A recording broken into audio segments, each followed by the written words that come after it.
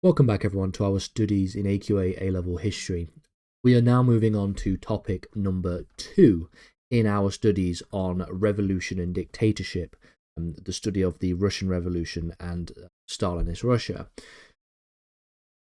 Topic number 2 concerns Bolshevik consolidation between the years 1918 and 1924.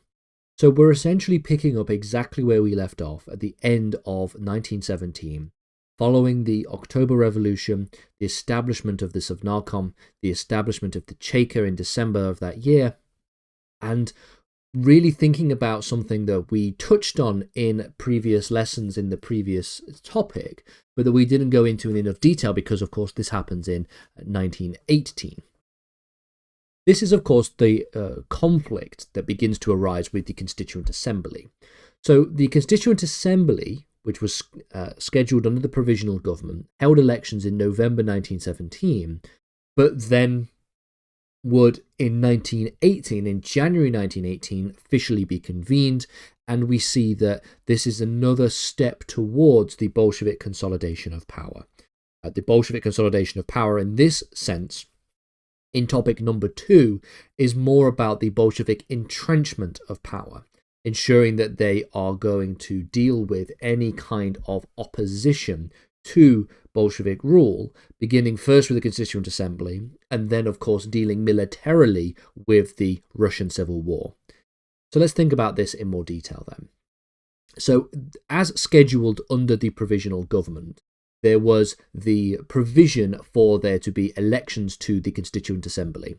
They were initially planned for September, but they were then postponed, and then finally held on the 25th of November 1917. So don't forget, at this point, in November 1917, there is the Bolshevik consolidation of power. You do have the October Revolution having been completed, but at this point, at the same time, that there is also things going on in and around the Constituent Assembly. These were the kind of promised Constituent Assembly elections that were beginning all the way back when the Provisional Government had been established, by the way. Now, the Constituent Assembly election provided the Bolsheviks with the first major challenge to their rule, because the Socialist Revolutionary Party, the SRs, particularly its right wing, won around 40% of the vote, with them giving them a majority or a plurality, let's say, specifically. But what's important is that the Bolsheviks garnered less than 25% of the vote, coming in at second, quite a far away second place. And so when things get to the turning of the year, when we get from December to January 1918, and we start to think about when the Constituent Assembly is actually convened, we can see this is going to cause problems when we think about the relationship between the Socialist Revolutionaries, the more moderate, sometimes even the right-wing side of the Revolutionaries Party, and their relationship with the Bolsheviks. We're going to see that that's going to cause major problems. Lenin himself argued that the election results were misleading. He said that the ballots had been prepared before the October Revolution, and so this was something that you cannot really say was a fair result, given the fact that the Bolshevik Revolution changed a lot of things within the Russian country, within the Russian state. For starters, it got rid of the Provisional Government, and so really, we can see that there are a couple of things that happens as well. Another point is that the ballots had been prepared before the crucial split between the left and right socialist revolutionaries. So prior to the election, prior to the October Revolution, there was a more unified socialist revolutionary party. But then there was a bit of a split in that party, which happened after the ballots had been prepared. And so this split results in a bit of a misrepresented ballot and a bit of a misrepresented election result. That's according to Lenin, at least. He claimed himself that the people, especially the peasant class, lacked full knowledge of Bolshevik policies when they were voting, and that the electoral results, therefore, were just outdated and did not accurately reflect public sentiment. Lenin had a had a sort of a habit of doing what we would all describe as fundamentally anti-democratic things in the name of suggesting that the thing that he is going to replace that with is more democratic, is a higher form of democracy. And this happens exactly when we think about the Constituent Assembly. So, on the 5th of January 1918, the Constituent Assembly meets in Petrograd, modern-day St. Petersburg, just as a quick reminder for everybody.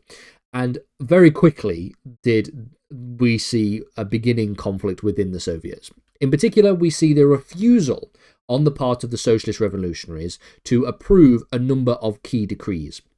The key decree on peace, the decree on land, as well as the Declaration of the Rights of the Working and Exploited People.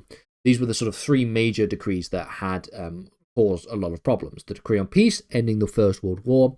The decree on land, the far more radical overthrowing of the traditional land structure and taking of land and giving it to the peasantry class, as well as the Declaration of the Rights of the Working People. The Bolsheviks then walked out in protest, along with the left socialist revolutionaries. So remember, there's a split in the socialist revolutionary parties between left and right. The left aligned with the Bolsheviks. The right, of course, were the more moderate socialists that maintained power and authority within the Constituent Assembly, at least. Now, what happens here is that the Bolsheviks and the left socialist revolutionaries walk out in protest, and then shortly thereafter, the Soviet-aligned forces blocked entry into the building and forcibly dissolved the assembly. This was an example of a challenge, a major challenge to Bolshevik authority that had to be dealt with by force. They had to just basically block entry into the building. The right socialist revolutionaries, anyone that wanted to go into the assembly, could not, and they forcibly made sure that that assembly would be dissolved. Remember also, the left socialist revolutionaries, for a short time between January and March 1918, the time period that we're studying here, actually did have a certain amount of political authority on the Sovnarkom, but then they would eventually be weeded out as well as not Bolshevik, essentially. The Bolshevization of all parts of Russian society, from the state all the way down to the people, is what is the conversation of this series of lessons. So they forcibly dissolved the assembly. They dealt with that problem. But what was the justification for that? Well, Lenin would deliver a speech the next day, on the 6th of January, to the All-Russian Central Executive Committee, pending the dissolution as a necessary, presenting the dissolution as a necessary revolutionary measure, essentially arguing that the Soviets were a more democratic and dynamic form of power anyway than these sort of old-fashioned bourgeois parliamentary bodies like a Constituent Assembly, no less. So, like I said earlier on in this lesson, Lenin has a tendency to basically, when he doesn't get what he wants with some parts of the Russian state infrastructure that he doesn't yet control, he tries to get rid of that infrastructure, dissolves that part of the Russian state, and argues that, well, we don't need it anyway. It's not actually very democratic. It's a bourgeois parliamentary system. In fact, the Soviets themselves that we conveniently control are more democratic. And also, this was a revolutionary measure. It was necessary for the revolution. On that same night, the night of the 6th of January, Lenin's draft decree was adopted by the Central Executive Committee, which officially has dissolved the assembly. So the sort of blocking people from not being allowed into the building and forcibly making sure that the assembly couldn't do anything was just the sort of physical first step to getting rid of the assembly. But there also needed to be a sort of legal step that would officially, legalistically dissolve the assembly, and that was the decree of the 6th of January, on the night of the 6th of January.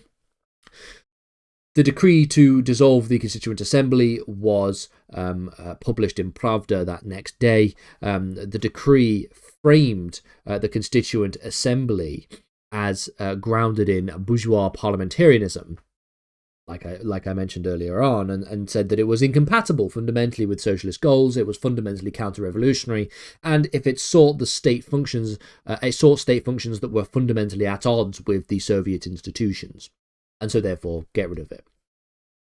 Now, there are some historiography about this particular period, this issue concerning the Constituent Assembly. Historians like, for example, Tony Cliff, emphasize two key Leninist arguments associated with the dissolving of the Constituent Assembly. Firstly, that the assembly was bourgeois and counter-revolutionary. And secondly, that its composition didn't reflect the revolutionary will due to election timing and party splits. So Lenin has two basic arguments for why the Constituent Assembly disappears or should disappear, arguing that the election itself was misleading, arguing that the timing of the election doesn't appropriately take into account the October Revolution and the impact that that had not only on the popularity of the Bolsheviks, or even the Kolinov coup that had popularity that increased the popularity of the Bolsheviks, but also the party splits that resulted from the October Revolution, specifically the party splits between the left revolutionaries and the right revolutionaries as well. And so there is a bit of historiography associated with that, but fundamentally this was the first example of the 1918 attempts to start to bring about Bolshevik consolidation. The next two lessons, in fact, are going to think about the more foreign policy aspects of the Russian Revolution, so how and why the First World War ended, and then the subsequent Treaty of Brest-Litovsk that was imposed upon the Soviet Union, and then we'll start thinking about the Russian Civil War.